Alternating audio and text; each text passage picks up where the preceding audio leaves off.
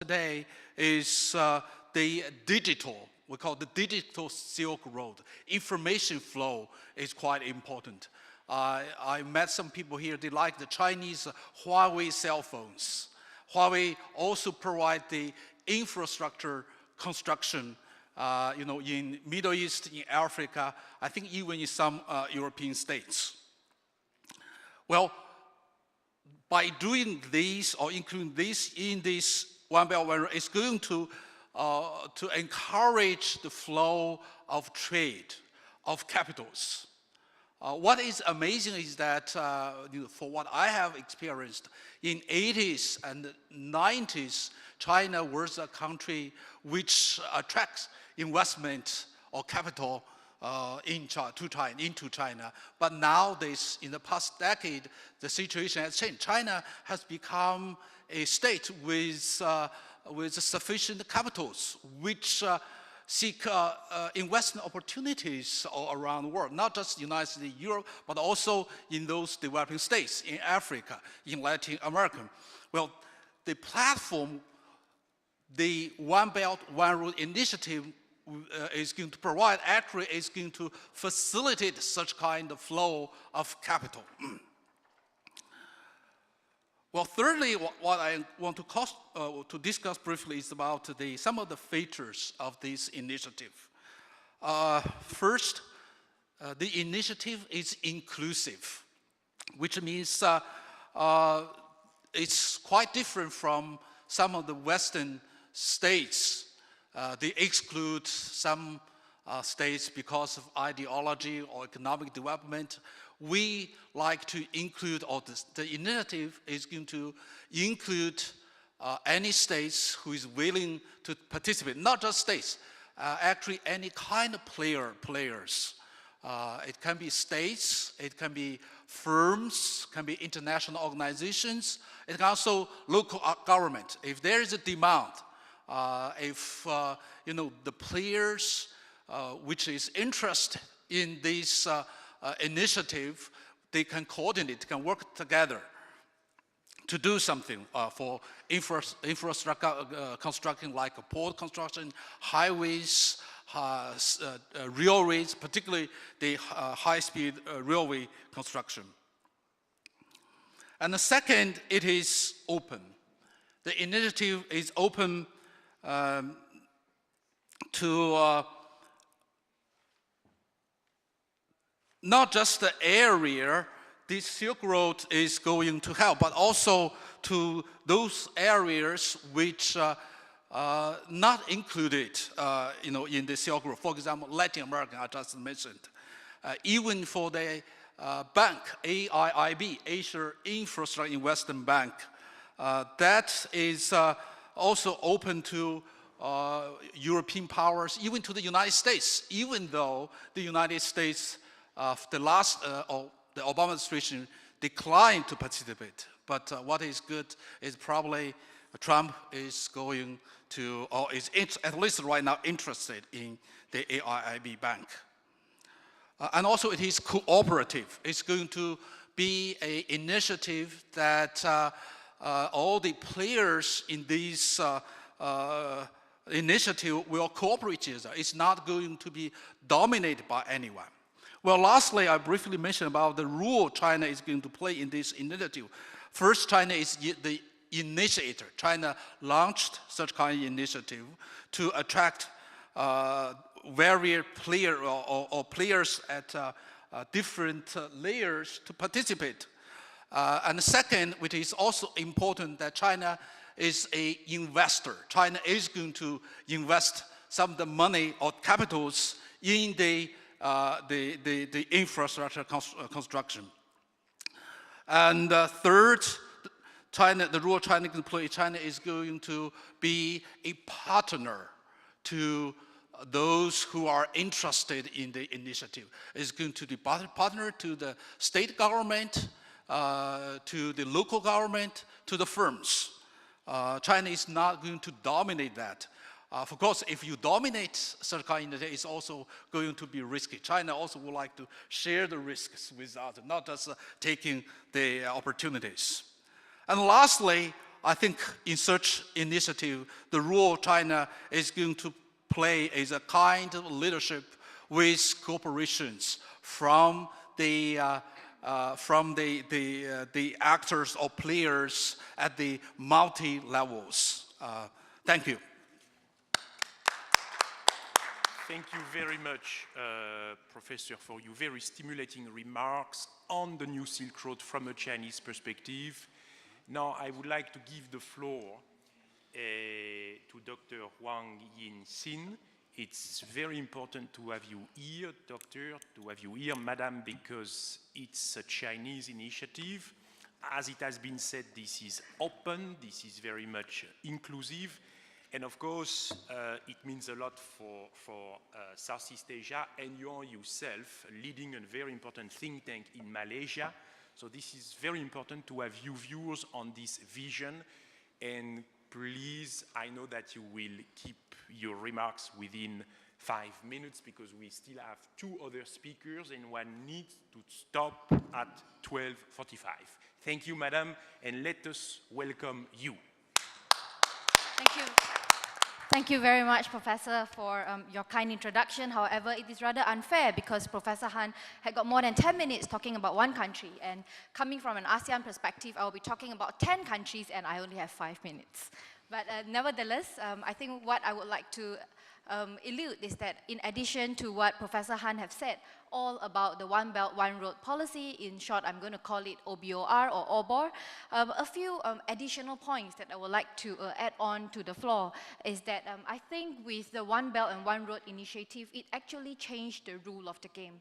It changed the world it changed the rule of the game in terms of operation because China not only come out with this comprehensive policy, which is indeed, some may say that it's actually even greater than the Obama's TPP that has been aborted by Trump, it also provides alternative financing options through the establishment of AIIB, which I don't think any other country have done. An initiative, a platform, but at the same time, like what Professor Han has said, something very inclusive, perhaps to help China diversify the risk or to be inclusive in terms of getting everybody on board and having a shared responsibility and shared ownership of the world infrastructure development. I also believe that for One Belt and One Road to be successful, it is important for China and the rest of the world who is part of this policy to have a very strong public and private partnerships in all the approach in terms of policy making, in terms of investment, and in terms of operating and making things happening together. One Belt, One Road, for whatever it said, it's also an initiative to promote the rejuvenation of China and the Chinese dream.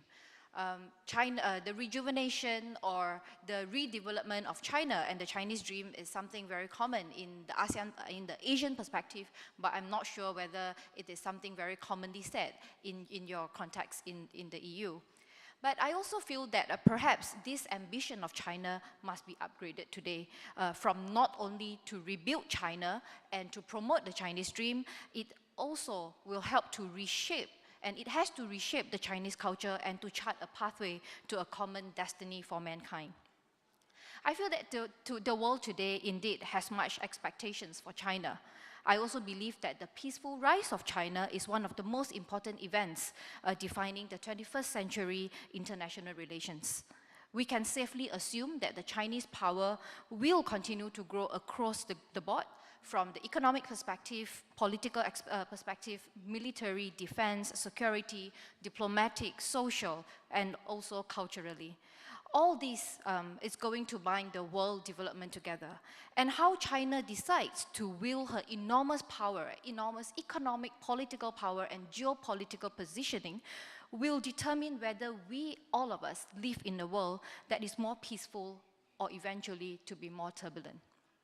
I also hope personally that China will exercise stronger leadership in addressing global issues, for example, climate change, sustainable development, the UN reforms, world trade issues, and other issues where China's role as a giant economic powerhouse can be the difference between success or failure. I believe that we all have much riding on the success of China's economic reforms recently undertaken by President Xi Jinping, and China continues to be a driving force that is pulling the world economy today, just as it helped pull the world out of the financial crisis in year 2008. China's ability today to lift hundreds of millions of their own citizens out of poverty has been nothing less than remarkable. And it is indeed an inspiration and aspiration to many developing countries alike. Indeed, China's middle class is expected to reach 1 billion people by year 2020, a big leap from 800 million just 4 years ago in 2012. So what do all these international developments mean to us in the Southeast Asia, where I come from, ASEAN? Well, for sure, I feel that against the backdrop of all kinds of uncertainties in my part of the world and your part of the world, we in ASEAN have to maintain our resilience and sustainability. We have to appreciate that relative to the world, the ASEAN region, we are indeed is in good hands and in a good place. There is no war in my part of the world. There is no serious conflict between the 10 countries. And indeed, the ASEAN community, well into its very first year, after Malaysia chaired the chairmanship of ASEAN in 2015, we continue to grow and to bind together even closer in this region than never before. In ASEAN, there is also a large dynamic market of 600 million people in 10 nations. And what is the beauty of ASEAN is that 60% of our 600 million people are youth below the age of 35. So we have the demographic dividend that many countries in the world and many developing countries do not have today. And we have a combined GDP of around $3 trillion US, and ASEAN in 2017 continues to outpace the world average in terms of regional economic growth. And as relations between the major powers continue to evolve, ASEAN today, we have to maintain our centrality and regional affairs.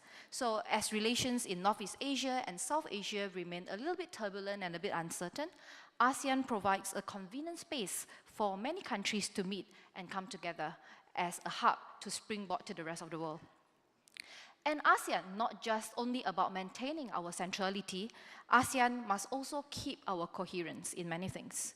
Each ASEAN country, 10 of us, first and foremost, we will see relations with fellow ASEAN countries as cornerstone of our own foreign policy.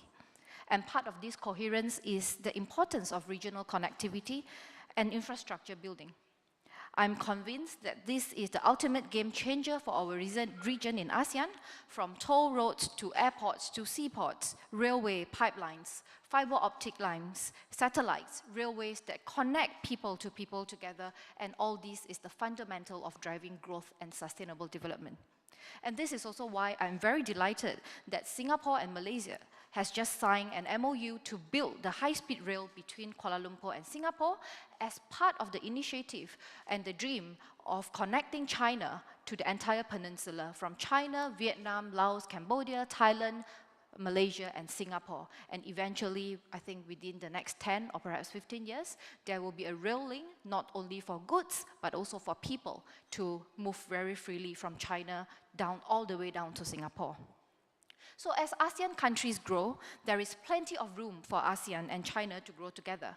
China is already the largest trading partner for all the ASEAN countries today.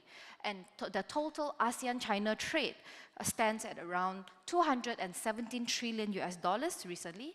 And China is also the first source of imports for ASEAN and also the #1 destination for all ASEAN exports today. China, again, as a matter of fact, is the fastest growing, biggest investor in ASEAN regions. For over 20 years, we only see outflow of investments from Malaysia and ASEAN countries into China. And today in ASEAN, we say it's the payback time of China because China is now investing back in our infrastructure development across region through the One Belt and One Road initiative.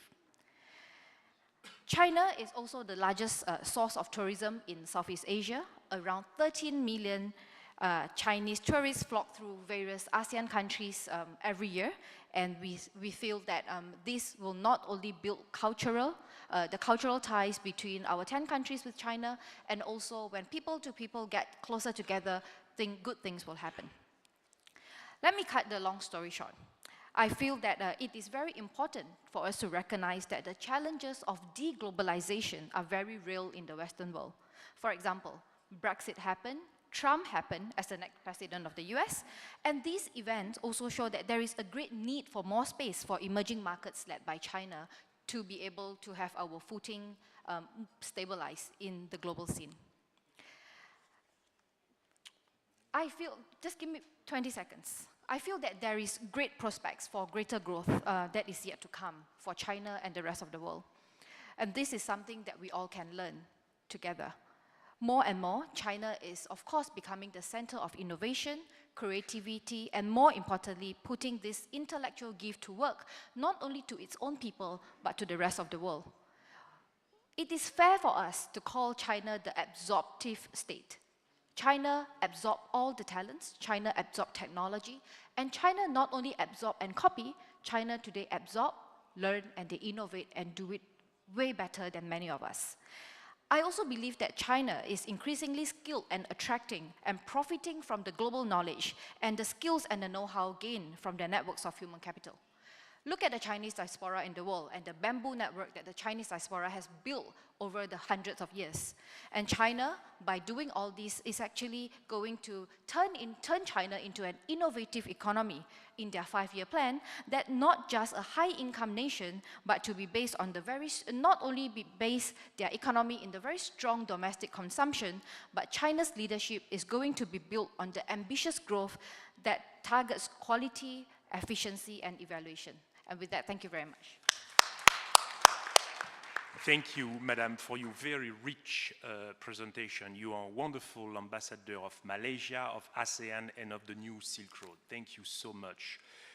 And by the way, to rebound also on something which has been said by Professor Han, you mentioned the speech of Xi Jinping in Peru for the EPEC meeting. And I think a very important concept or idea is the fact that an open China is a global opportunity, and we need to seize this opportunity. We are in Istanbul, we are in this wonderful Turkey. You spoke about tourists, Chinese tourists that we see in the ASEAN countries. Please, I would like to tell the friends here from Turkey. Last year, 120 million Chinese tourists visited the world.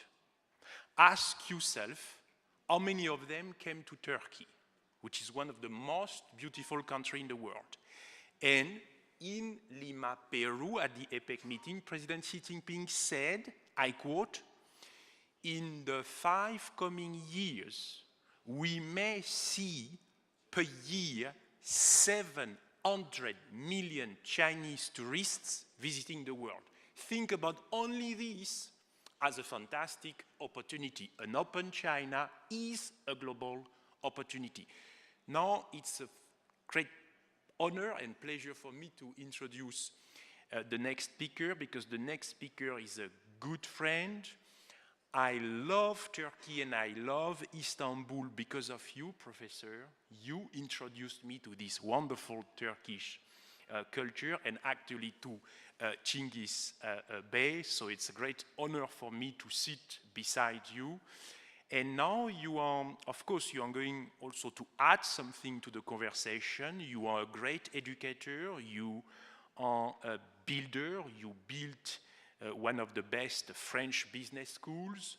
And it is a school, in fact, of the new Silk Road, because you have campuses in Lyon, Paris, Shanghai, but also Casablanca in Morocco. So it is very important to have you here and to listen to what you have to say on this very topic. Let us welcome Professor Tuğrul Atamer, a man of the ancient and the new Silk Road. Sorry to introduce you like this, Professor.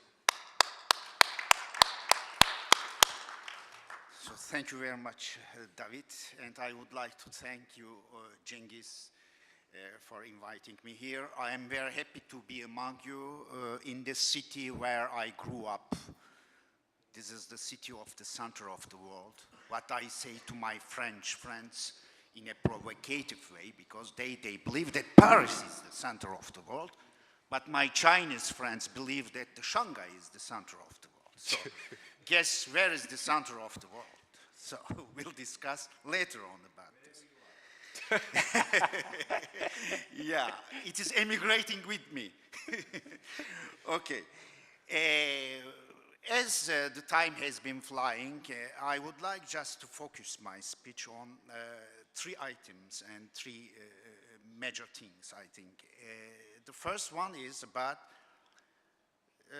the relevant and deepest meaning of New Silk Road, or One Belt, One Road project. The idea is it is a connectivity between three continents, Africa, Asia, and Europe. Why it is important to understand like this.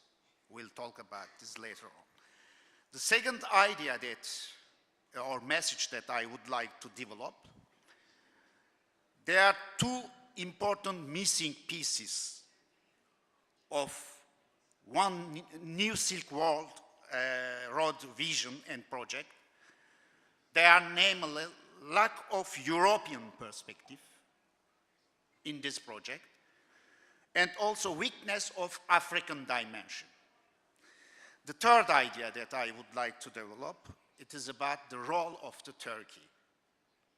What could be the role of the Turkey, under which conditions Turkey can take a great opportunity from this initiative. So let's now focus on the first point. The OBOR, One Belt and One Road, OBOR project and vision, is not a fixed plan. But it has to be understood as flexible, open, and evolutionary process. Indeed, it is initiated by Xi Jinping, the leader of modern China, as a Chinese initiative.